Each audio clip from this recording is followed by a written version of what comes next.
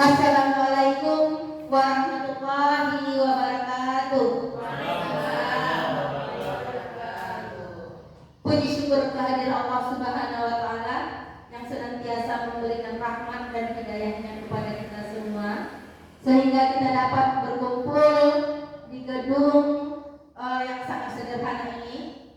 Sekaligus salawat berserta salam kepada junjungan alam yang lain Nabi besar Muhammad Sallallahu Alaihi Wasallam yang telah membawa kita dari alam kebodohan ke alam yang berilmu pengetahuan, sebagaimana yang kita rasakan saat sekarang ini. Yang kami hormati Bapak Idransa SPD, yang kami hormati Bapak Ibu Dewan Guru yang berhadir pada hari ini. Baiklah, untuk mempersingkat waktu, dengan mengucapkan Bismillahirrahmanirrahim, acara diseminasi penyebaran pemahaman dan penerapan pengalaman mengenai budaya positif oleh Bapak Idransa SPDI selaku calon guru penggerak angkatan 10. Kita mulai. Langsung saja acara pertama, penyampaian materi oleh Bapak Idransa SPD. Kepada Bapak kami persilakan.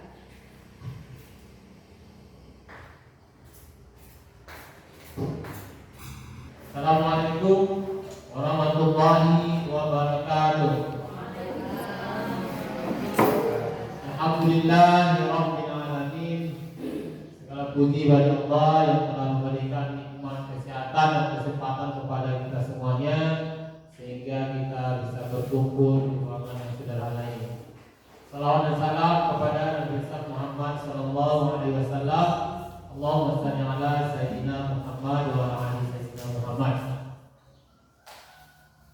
Yang kami hormati Bapak Ibu yang telah berhadir pada hari ini. Pertama, ucapan terima kasih kami kepada Bapak Ibu semuanya yang sudah berkenan hadir meluangkan waktu untuk mengikuti diseminasi penyebaran pemahaman dan penerapan pengalaman budaya positif. Nah, izinkan kami menyampaikan materi ini. Kami di sini bukan menggurui Bapak Ibu, kami hanya menyampaikan sedikit apa yang telah kami dapatkan, berbagi praktik baik dari pendidikan guru penggerak. Ini adalah bagian dari rangkaian proses pendidikan calon guru penggerak, yaitu mengadakan diseminasi. Materinya mengenai budaya positif. Nah, sebelum kita mulai acara diseminasi ini, ada baiknya kita sepakati dulu kesepakatan kelas kita. Saya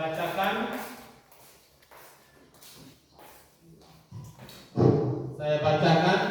Satu, seluruh peserta memiliki kesempatan untuk berpendapat. Ini setuju ya? Setuju. Oke. Kemudian berpikir terbuka dan saling menghormati. Kemudian 3, jika ada satu peserta berbicara, maka peserta lain mendengarkan. Nomor 4, berpendapat setelah dipersilakan. Dan kelima, berpartisipasi penuh, mengikuti sesi diskusi dengan perasaan positif. Nomor 7, boleh makan dan minum sambil mengikuti diseminasi. Ya, ada yang kita ulangi dari kesempatan ini? Atau ada yang dikurangi? Atau ada yang tidak setuju supaya kita sama-sama nyaman, sama-sama bahagia mengikuti kegiatan ini? Apa sih ya? Baik. Di tahap awal kita ada sedikit untuk memusatkan perhatian Bapak Ibu semuanya. Kami harapkan kepada Bapak Ibu semuanya, sebelum kita mulai ini hanya ada untuk melatih supaya kita ingat sedikit sebelum materinya dimulai, supaya nanti terus sekali. Baik, silakan Ibu berpapasan. perpasangan sama ibu Jelita yang paling cantik sedunia. Kemudian Ibu kan berpasangan sama-sama Ibu Sinta ya. Pak Kevin berpasangan sama, silakan merapat sebentar di situ. Kevin supaya berpasangan. Ibu Ade berpasangan dengan Ibu Ati.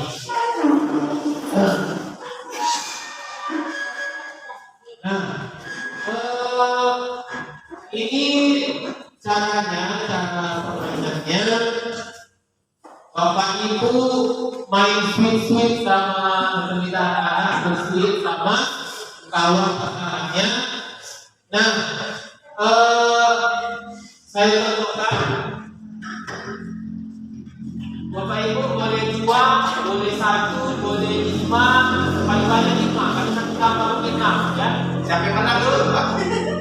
Kalau sekian misalnya 2, sudah di 2 sampai duluan. Kalau dikalikan 4 sampai duluan menjawab, dia berarti yang lebih konsentrasi. 4. Kalau ini berapa? 2. Jadi sampai duluan ya. Sampai duluan cepat. Jadi dikasih 1, 2, 3 versi. Ya dikalikan ya. Kalau saya guru bahasa Inggris, mungkin Bapak Ibu saya suruh hitungannya bahasa Inggris ya. Pak Ibu hitungannya kita tes ya. Ini kita Coba tambah dulu Pak saya. silakan kemudian terdiri sama Ibu apa simulasi.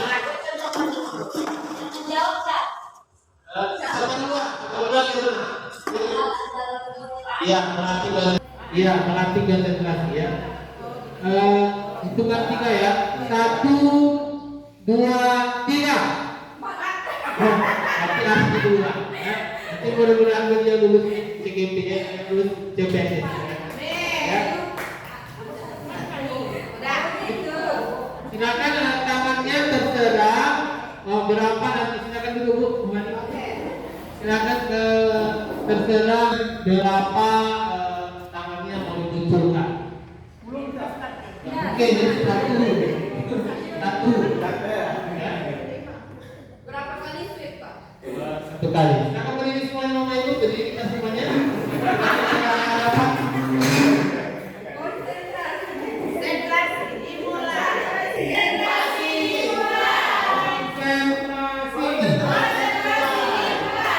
Oke, 1.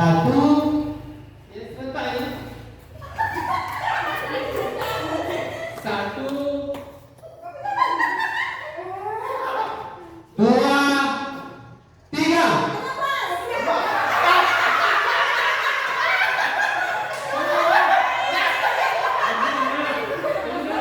Dikali kan?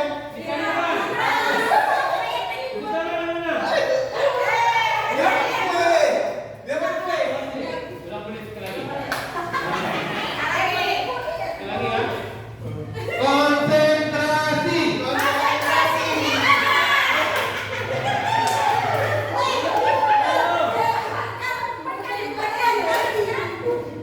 Konsentrasi. Konsentrasi. 1, 2, 3.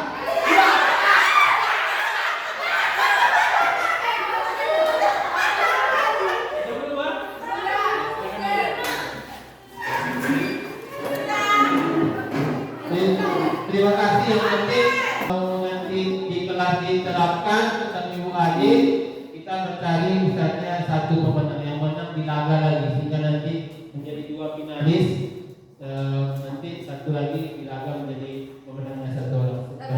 Mendapatlah hadiah dari dunia begitu kira-kira. Anak-anak pun senang, mereka pun tidak terlalu takut. Baik. Kita langsung saja ke materi. Ada konsep yang ingin saya sampaikan atau kalau sampaikan pada hari ini, yaitu pertama perubahan paradigma belajar. Ini akan kita bahas nanti. Ada disiplin positif, motivasi belajar siswa, motivasi belajar manusia, kebutuhan dasar manusia, proses dan posisi kontrol restitusi, dan yang terakhir keyakinan kelas dan segitiga restitusi. Kira-kira Bapak Ibu tulisan ini nampak apa tidak dari belakang? Nampak ya?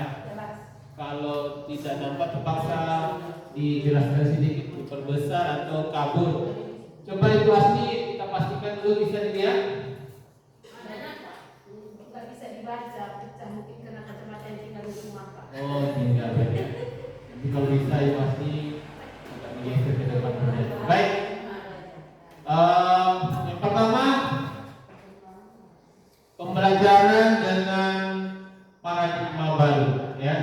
Di sini pembelajaran dengan paradigma baru merupakan pembelajaran yang dirancang berdasarkan prinsip pembelajaran berdiferensiasi sehingga peserta didik belajar sesuai dengan kebutuhannya berdasarkan tahap perkembangan sesuai teori psikologi modern untuk mewujudkan profil pelajar Pancasila. Profil pelajar Pancasila apa saja Bapak Ibu? Yang pertama ada gotong royong, di sini ada. Kemudian mandiri, kreatif, inovasi, kemudian berkebijakan global. Yang nomor 1 ini beriman. Beriman apa? beriman dan serta. Enggak, kenapa apa itu namanya blur? Ngeblur ya. Beriman, bertakwa kepada Tuhan Yang Maha Esa dan berakhlak mulia. Jadi pembelajaran itu harus berpusat kepada murid, harus berpihak kepada murid. Kalau dia tidak berpihak kepada murid, berarti kita tidak mewujudkan profil pelajar Pancasila. Jadi dalam pembelajaran berdiferensiasi itu kita menentukan pembelajaran itu harus sesuai dengan kebutuhan belajarnya. Kalau kebutuhan belajarnya visual, berarti kita visual. Kalau kebutuhan pelajaran itu kinestetik, kinestetik. Kalau kebutuhan pelajarannya itu audio visual, kita harus memenuhi kebutuhan mereka supaya terwujud profil pelajar Pancasila. Kecil sekali yang nampak ya. Pak Izan, coba izin Pak, pencet yang sebelah itu Pak, biar nampak semua Pak. Full screen ya. Oke, pembelajaran berdiferensiasi berpusat pada murid, pembelajaran berpihak pada murid, belajar sesuai dengan kebutuhan murid ya. Lanjut kita ke ini. Nah, disiplin positif. Nah, disiplin positif itu siapa? Disiplin berasal dari kata disiplina yang berarti belajar. Disiplin mengacu pada disiplin diri yang memiliki tanggung jawab terhadap apa yang dilakukannya berdasarkan nilai-nilai yang diyakini. Disiplin positif merupakan salah satu cara penerapan disiplin yang bertujuan untuk menumbuhkan kesadaran serta memberdayakan peserta didik tanpa imbalan, ya, tanpa imbalan atau penghargaan. Jadi anak-anak itu kalau bisa dia belajar itu ada nilai-nilai intrinsiknya dari dalam dirinya yang tanpa mengharapkan imbalan. Jadi kadang anak-anak itu mengerjakan apa yang kita suruh karena dia takut hukuman. Karena yang kedua karena ingin ada penghargaan. Yang ketiga itu ada karena ada nilai-nilai sendiri. Seperti kita juga guru misalnya kita kenapa kita ada nggak ada kepala sekolah kita tetap datang. Kenapa itu kita tetap datang? Karena ada nilai yang kita yakini sehingga kita bisa melakukannya. Nah, itulah yang mau kita gali kepada anak-anak. Dia melakukan itu berdasarkan nilai-nilai yang dipercayai. Ketika nilai itu sudah tertanam, ketika kita tidak mengerti bersama dia, maka contohnya kita guru tidak ada pun kepala sekolah yang datang tetap datang. Kalaupun dia yang sudah tidak ada nilai-nilai kebajikan di dalam dirinya, maka dia tidak datang. Untuk kalau ada disuruh ke sekolah atau takut hukum atau tidak diteken SKP-nya, maka dia baru datang. Gitu. Atau berbalan kasihan dia baru dia datang. Tapi ketika ada sudah nilai-nilai kebajikan di dalamnya yang dia ingin, maka dia nilai kebajikan itu ada beberapa.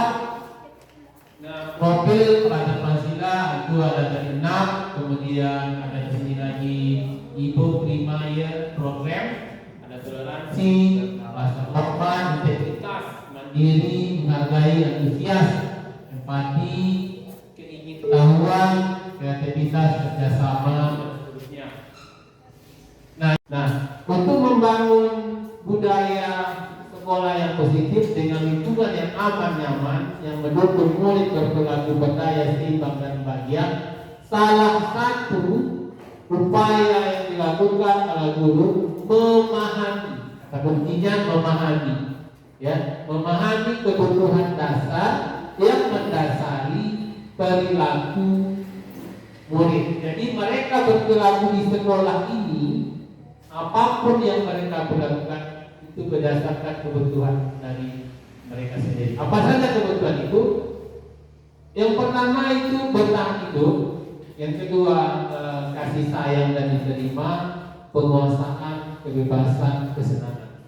Nama bertahan hidup itu makanan, pakaian, tempat tinggal, keamanan, kesehatan. Nah, kasih sayang itu rasa diterima. Nah, ketika anak bermasalah di kelas misalnya, dia tidak mau mengerjakan, dia PR-nya tidak siap, dia ribut, dia datang terlambat. Nah, itulah harus kita pahami kebutuhan dasar apa yang belum terpenuhi terhadap anak. Bagaimana caranya supaya kebutuhan itu kita pahami, kita lakukan kepada anak itu agar dia mau melakukan apa yang kita inginkan. Katakanlah anak tidak apa misalnya, datang terlambat satu baca materi. Nah, apa masalahnya? Kadang kita memberi hukuman tidak sesuai dengan pelanggarannya. Contoh, anak terlambat ke sekolah, lalu disuruh atau satu upacara lalu disuruh berjemur atau berbaring di lapangan. Nah, ini tidak menyelesaikan masalah, tapi ini kita harus menyelesaikan masalahnya. Apa yang menyebabkan anak ini terlambat? Bisa saja anak ini kasih sayangnya tidak terpenuhi, baik dari guru, dari orang tuanya. Bisa saja orang tuanya tidak mengurusinya di rumah, tidak menyuruhnya bangun, tidak menyuruhnya cepat tidur agar cepat datang ke sekolah, tidak memberi perhatian, anaknya diberikannya bebas sehingga dia anaknya tidak karuan. Nah, maka kebutuhan ini harus kita kerjasama sama orang tuanya supaya ketika kebutuhan ini sudah terpenuhi semuanya, maka anak itu akan berperilaku baik.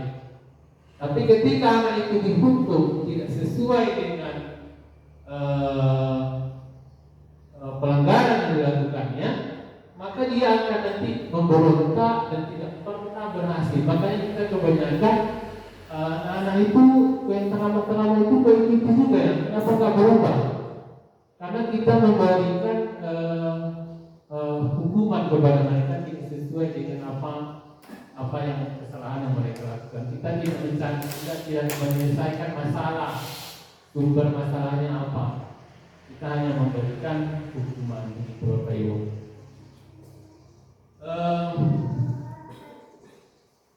Nah, nih motivasi perilaku manusia. Namun yang pertama orang melakukan itu ada 3. Yang pertama untuk menghindari ketidaknyamanan atau hukuman yang saya tadi. Kemudian yang kedua untuk mendapat imbalan atau penghargaan. Yang ketiga untuk menjadi orang yang mereka inginkan dan menghargai diri sendiri dengan nilai-nilai yang mereka percayai. Nah, nomor 1 dan nomor 2 itu motivasi ekstrinsik, berasal dari luar. Nah, ini bersifat negatif. Bagaimana caranya anak-anak itu berperilaku berdasarkan motivasi intrinsik? Maksudnya dari nilai-nilai keyakinan yang telah tertanam pada dirinya sehingga mereka melakukan dengan inisiatif dirinya sendiri. Nah, Ini ada beberapa 5 alasan untuk tidak menggunakan hadiah, ya, untuk tidak menggunakan hadiah pada anak. Misalnya 1, menghambat kinerja atau kreativitas karena dia hanya mengharap hadiah saja nanti. Kalau tidak ada hadiah tidak kreatif orangnya, motivasinya kurang. Ya, misalnya saya mengajar selalu memberikan hadiah ketika ada yang protes. Ketika saya sakit atau cuti melahirkan saya, misalnya mungkin saya melahirkan misalnya kan, lalu digantikan, maaf ya, lalu digantikan sama orang lain. Nah, guru ini tidak membawa hadiah, maka dia tidak akan belajar. Tidak mau melakukan karena bertukar gurunya. Jadi hadiah itu tidak juga efektif. Dan kedua, mengandung kekecewaan. Ketika tidak ada hadiah, maka dia akan kecewa.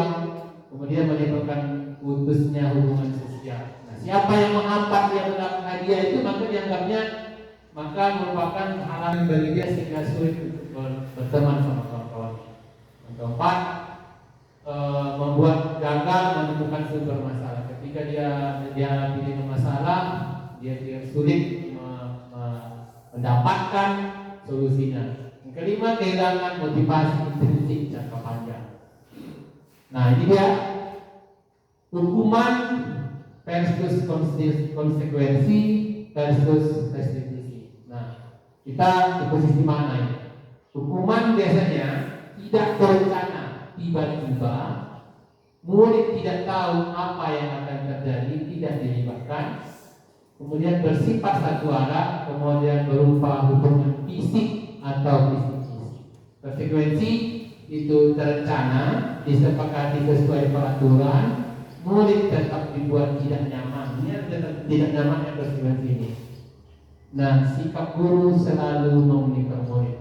Nah, yang terakhir restitusi. Nah, restitusi inilah yang diharapkan kepada kita semuanya. Proses menciptakan kondisi bagi murid untuk memperbaiki kesalahan. Tujuannya untuk memperbaiki kesalahan. Proses kolaboratif yang mengajarkan murid untuk mencari solusi sendiri. Nah, ini dia 5 posisi kontrol. Kita sebagai apa?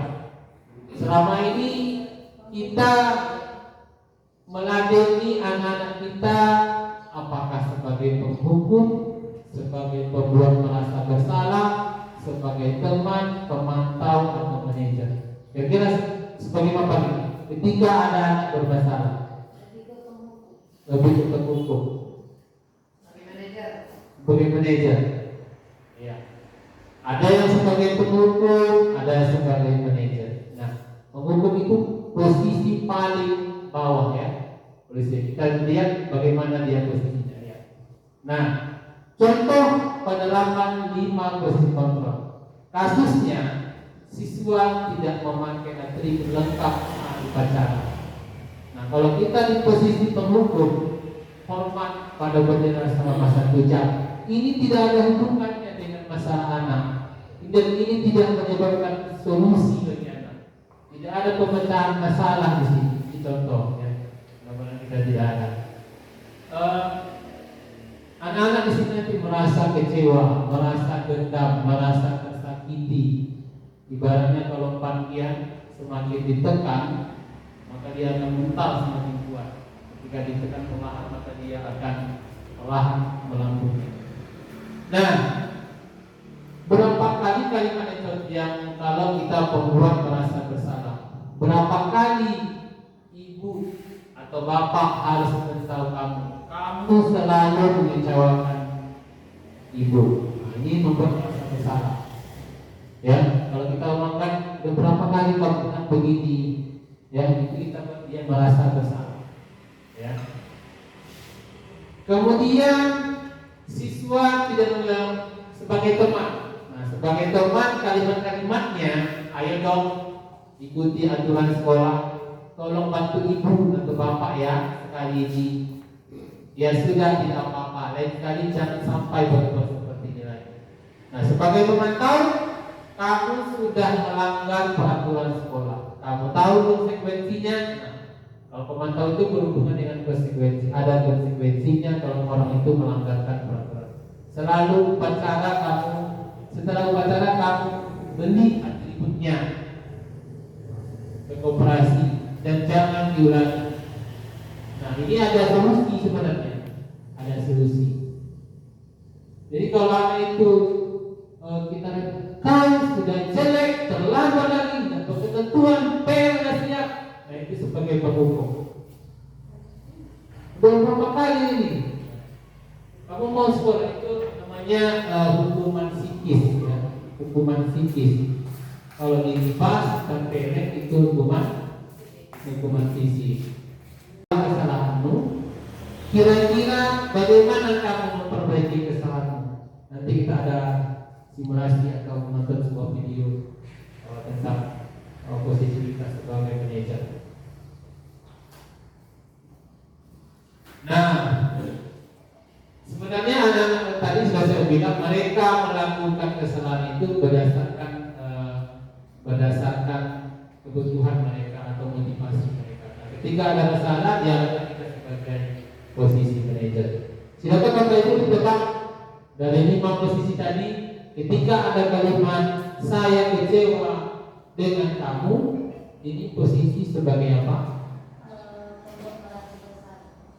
Ya, betul sekali Bu Ade. Kita diupload sama Bu Ade. Saya kecewa sekali dengan kamu, ini membuat murid merasa bersalah. Ya. Kemudian silakan ditebak lagi. Kamu tidak pernah benar melakukannya. Penghukum ya. Ada yang lain? Ya betul. Ini penghukum ya. Ini penghukum. Nah, apa rencanamu untuk menyelesaikan masalah ini? Ini kira-kira sebagai apa? Hah? Sebagai manajer, betul ya? Sebagai manajer. Jadi ketika dia berupaya menyelesaikan masalah itu berfungsi sebagai manajer. Nah, ayolah lakukan demi bapak dan ibu ya, sebagai teman kita membujuknya.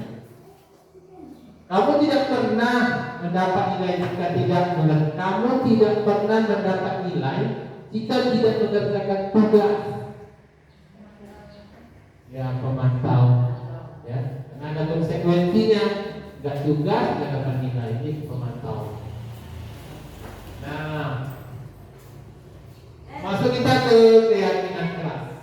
Mengapa keyakinan kelas bukan peraturan kelas?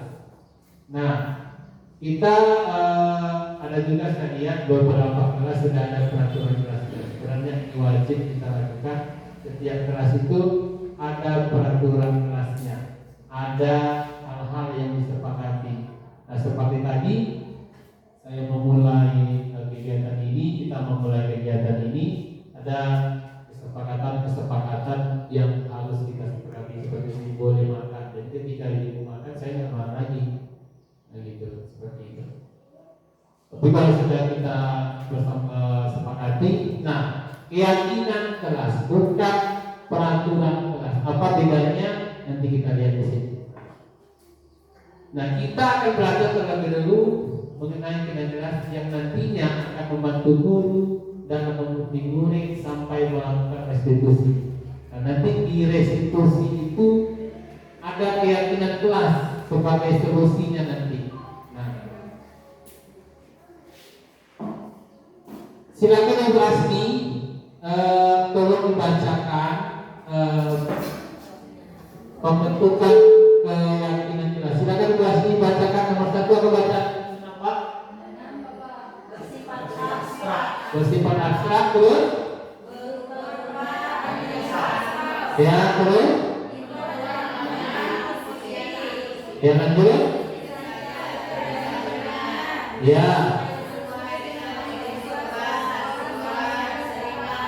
Ya betul.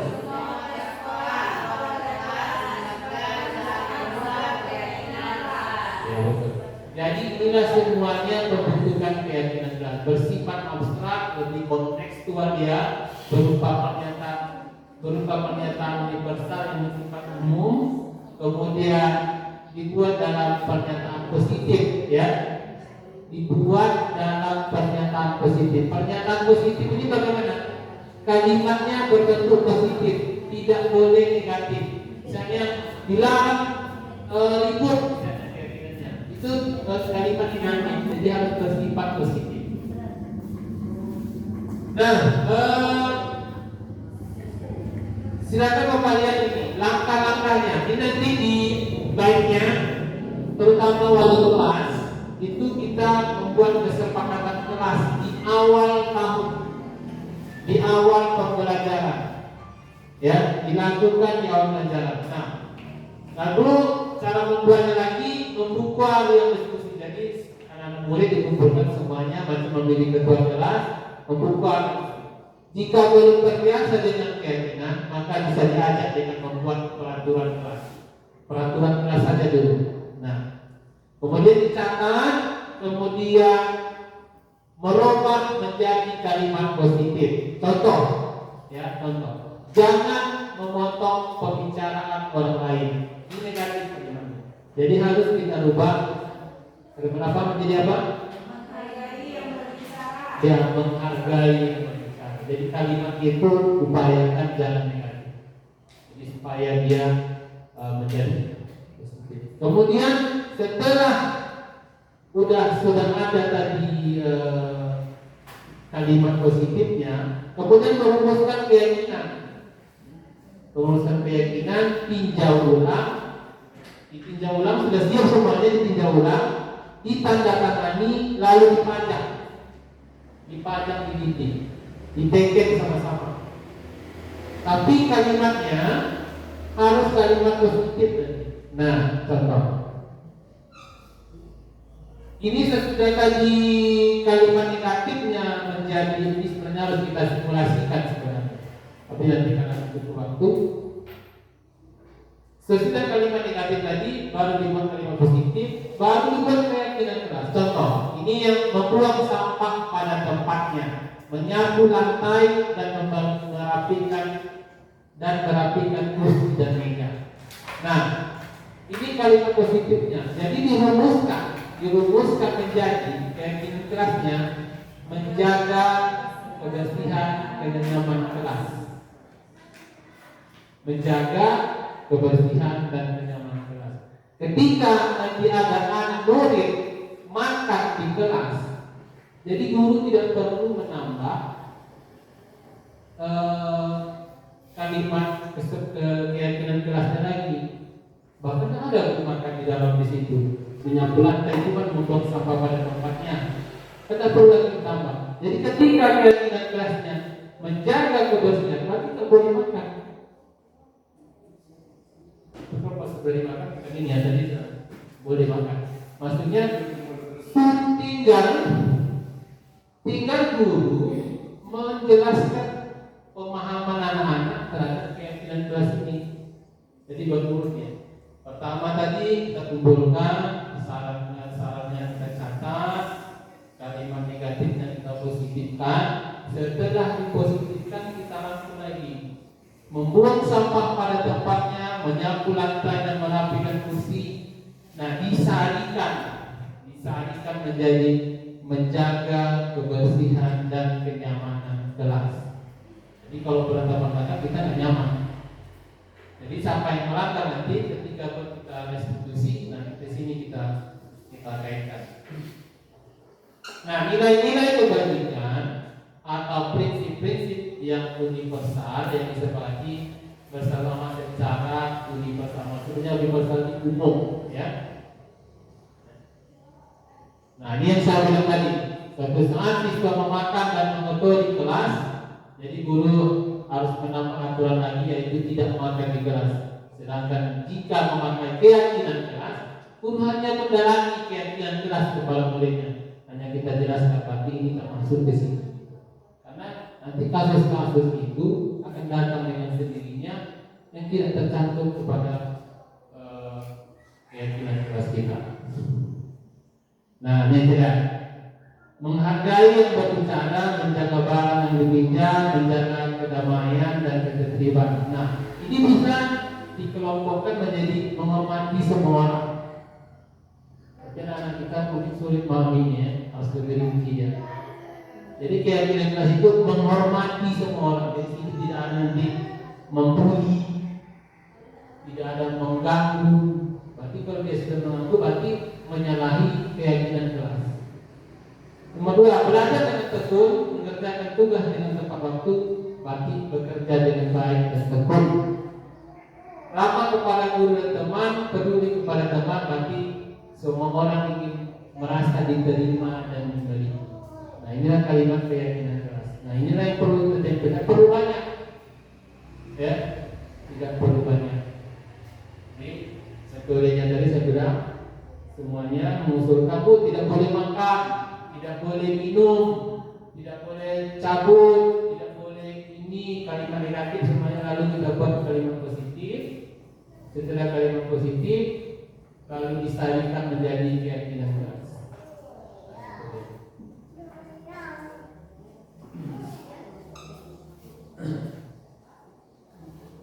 Selanjutnya, nah segitiga restitusi suatu dialog yang dijalankan oleh guru akan dapat menghasilkan murid yang mandiri dan bertanggung jawab. Ada 3 tahapan restitusi, namanya segitiga. 1, validasi tindakan yang salah. Kemudian menstabilkan identitas, kemudian menanyakan keyakinan. Nah, supaya apa kita lihat di sini? Baik.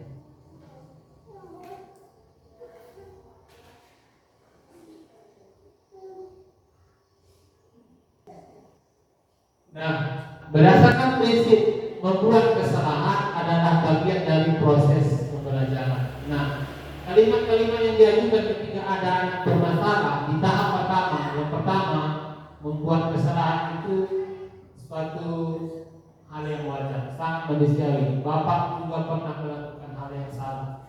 Jadi ibu juga pernah melakukan yang salah. Jadi jangan kita pojokkan dia di situ.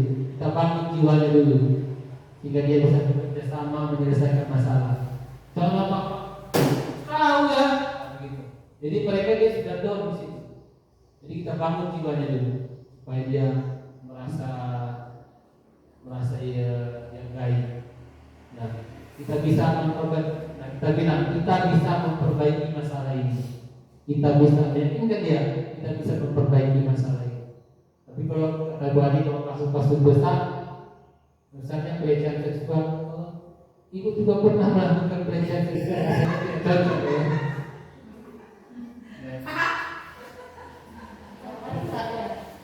Nah, jadi jadi begitu ya. Nah, saya tidak menanyakan kesalahan. Gini dia, kita sampaikan kepada saya tidak menanyakan kesalahanmu. Bapak tidak ingin mencari masalah, Bapak tidak ingin mencari masalahmu, Bapak tidak ingin mencari kesalahanmu, tidak mencari kekuranganmu. Tapi Bapak fokus memperbaiki masalah ini, memperbaiki masalah.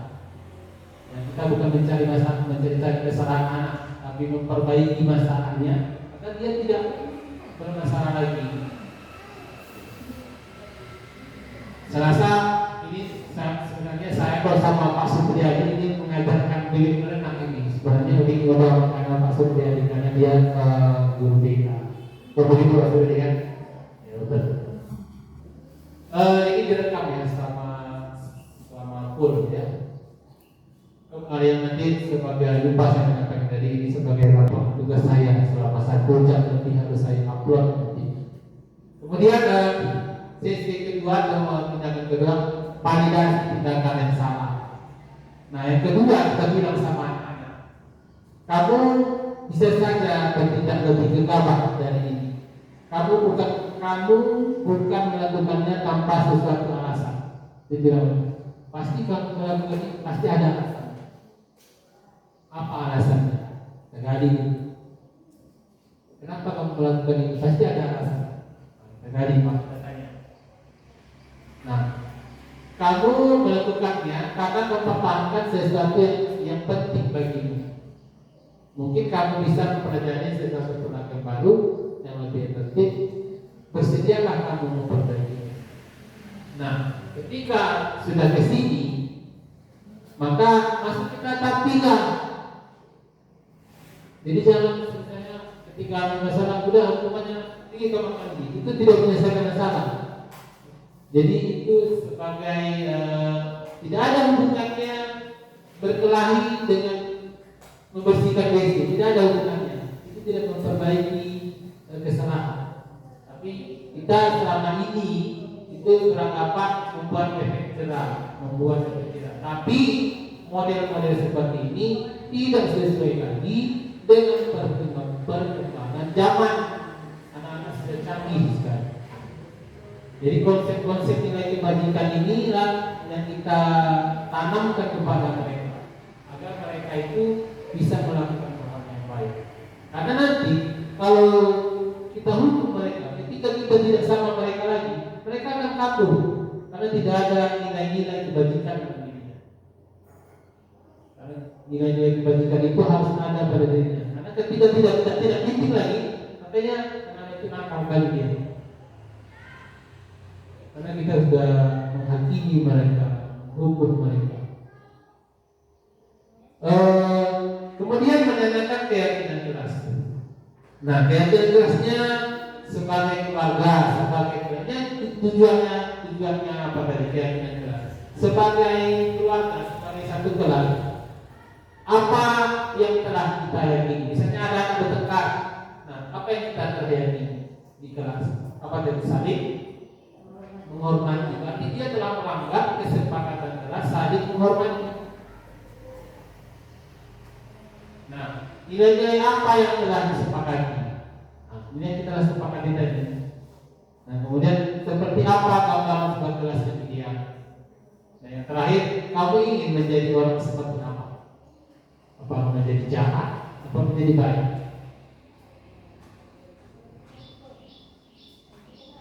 Nah, langsung kita ke video saya dan video ini cara biar kontekstual.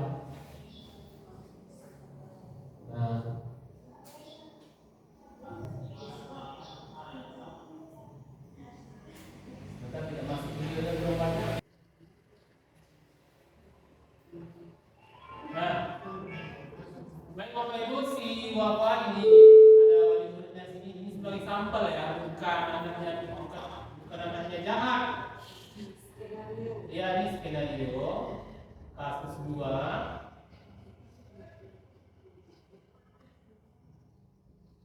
Nah, Wawan sekiranya siswa kelas 8 mana sering marah ya, mana karena tidak terima pekerjaannya sering dicontoh oleh temannya jurang. Nah, kira-kira bagaimana penyelesaian ini? Bisa panggil dulu Pak. Panggil ya? Siapa yang kita panggil? Kedua Kita dengarkan keduanya. Baik, ini kita berfungsi sebagai manajer. Tadi ada 5 posisi kontrol. Jadi kita dalam posisi penghukum, jangan sebagai teman, kita posisi terakhir manajer. Nah, kita lihat.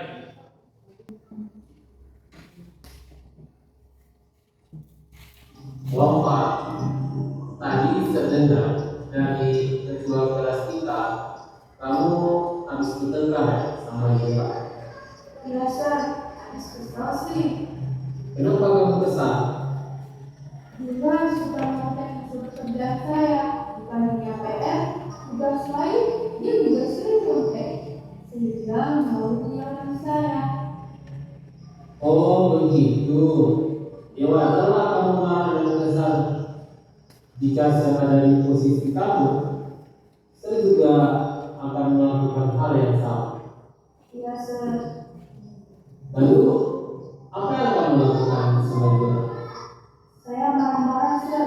Saya melakukan hiburan dan dalam keadaan saya beberapa dia. Oh begitu. Pasti kamu punya alasan kan? Kenapa kamu melakukan hal itu? Iya, Sir. Masa saya yang saya?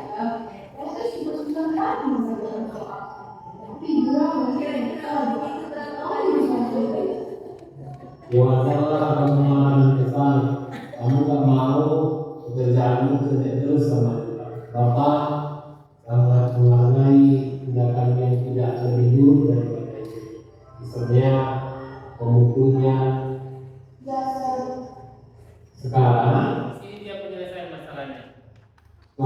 kita pikirkan.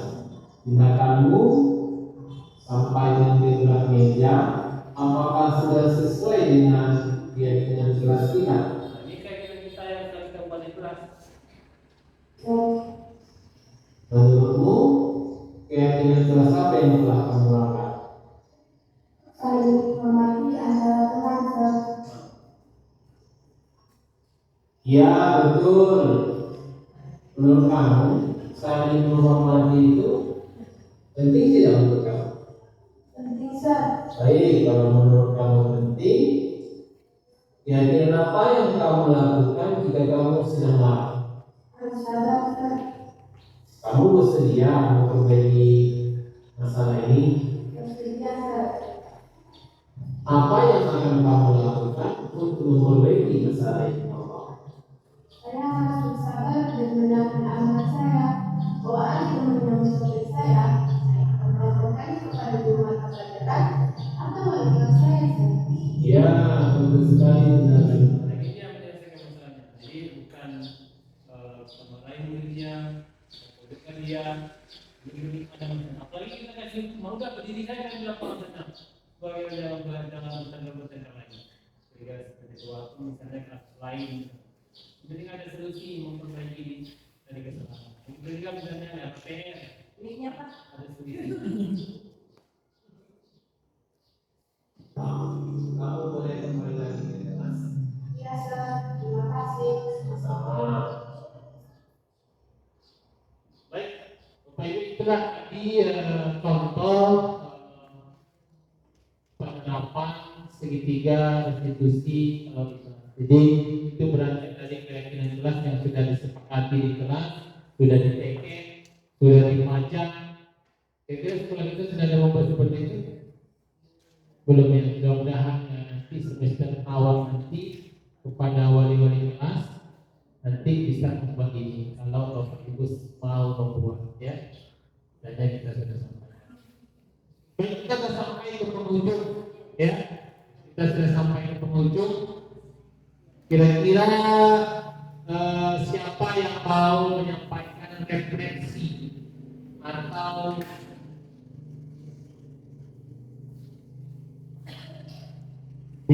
ini pengantinnya.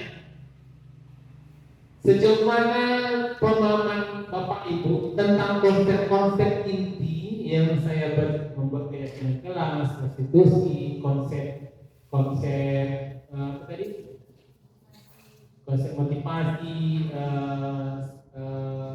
kebutuhan dasar manusia. Sejauh mana yang memahami dari penjelasan kita tadi? Nah, dan inilah yang menjadi refleksi nanti.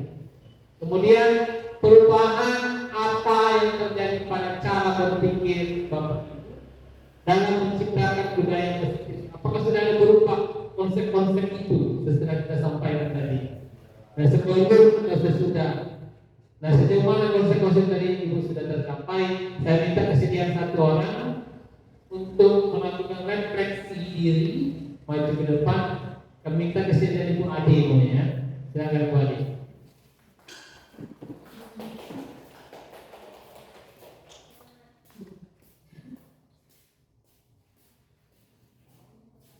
Ini pertanyaan pemantiknya. Assalamualaikum warahmatullahi wabarakatuh. Jadi dari apa yang model yang dikatakan tadi saya menyimpulkan untuk minat anak itu yang selama ini adalah minat ekstrinsik, artinya itu berasal dari luar. Jadi sebenarnya kita sebagai pendidik kita bisa memunculkan minat intrinsik, artinya minat dalam dirinya. Jadi saat anak tidak membuat PR misalnya, itu jangan karena ada hukuman, setidaknya dia menyadari ini penting untuk dia. Itulah minat mengenai motivasi intrinsik. Kita motivasi intrinsik tentang posisi kontrol guru. Tadi kita sudah melihat ada 5. Jadi sebaiknya kita itu berada di posisi manajer, yang saya tangkap. Kalau tidak, setidak-tidaknya kita sebagai pemantau. Jadi sebagai hukuman sebaiknya untuk ke depan yang saya tangkap mulai dihilangkan. Kemudian untuk kebutuhan dasar manusia, kalau kebutuhan dasar manusia itu kan tadi ada 5. Jadi jika anak-anak ini bermasalah, berarti ada yang kebutuhannya yang tidak terpenuhi. Nah, itulah yang harus kita gali sebagai pendidik dan kita bisa menyelesaikan masalahnya karena kebutuhannya tadi tidak terpenuhi. Kemudian segitiga restitusi. Nah, ini segitiga restitusi adalah cara penyelesaian masalah yang mengajak siswa untuk mencari solusi sendiri. Jadi kita tidak menghakimi mereka, kita mengajak mereka cara berpikir bagaimana kalau ini masalahnya menurutmu bagaimana, seperti itu kira-kira. Jadi kita mengajak anak untuk mencari solusi, dia harus berpikir sendiri, menyelesaikan masalahnya. Kemudian masalah jaringan kelas itu adalah suatu aturan-aturan yang kita sepakati di kelas. Bukan berarti kita sebagai guru kamu harus begini, kamu harus begitu. Kita harus sepakati. Ini bagaimana? Menurutnya bagaimana? Nah, kalau begini konsekuensinya gimana? Untuk sekian dulu. Kita saya tangkap. Assalamualaikum warahmatullahi wabarakatuh. Terima kasih sekali, super sekali nampak adik memahami semuanya konsep-konsep inti kita pada hari ini. Terima kasih Bu Adik. Kita beri tepuk tangan yang besar untuk Bu Adik. Demikian Bapak Ibu, mudah-mudahan apa yang kita pelajari ini menambah sedikit ilmu atau wawasan kita mengenai pembelajaran kita atau kompetensi kita sebagai guru. Itu makanya kita harus selalu berefleksi, terus memperbaiki diri, terus berinovasi, terus menambah khazanah kita, ilmu kita. Kadang-kadang ilmu yang kita terapkan sekarang itu sudah tidak cocok lagi dengan menangani anak sekarang. Anak itu ibarat dalam tempurung, kita saja yang didengarnya, tidak ada dari lain. Sekarang dia sudah mendengar dari luar, dari HP, dari sini. Jadi jika kita menukar pola pikir kita, menukar metode kita supaya anak-anak itu berhasil. Kita ini ibaratnya sebagai penuntut, ya. Kalau petani kalau apakah kita sebagai petani hanya merawat tanaman itu, mengasihi pupuk, menyiramnya, dan supaya dia bisa tumbuh besar. Demikian hari ini destinasinya. Lebih kurang saya mohon maaf Bapak Ibu, kalaupun yang salah itu tidak saya sengaja. Terima kasih atas partisipasinya. Saya akhiri. Assalamualaikum warahmatullahi wabarakatuh.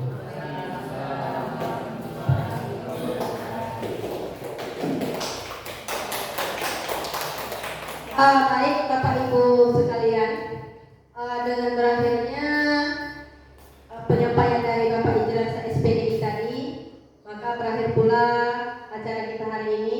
Di sini satu yang bisa saya ambil hikmahnya, yaitu marilah sama-sama kita bergerak untuk sukses demi kemajuan sekolah kita yang tercinta ini, khususnya SMP Negeri 1 Sikil Utara dan pada umumnya sekolah-sekolah yang ada di Indonesia ini. Tetap semangat dan pantang menyerah. Saya sebagai pembawa acara memohon maaf atas segala kesalahan dan terima kasih atas segala perhatian. Wabillahi taufiq wal hidayah. Assalamualaikum warahmatullahi wabarakatuh.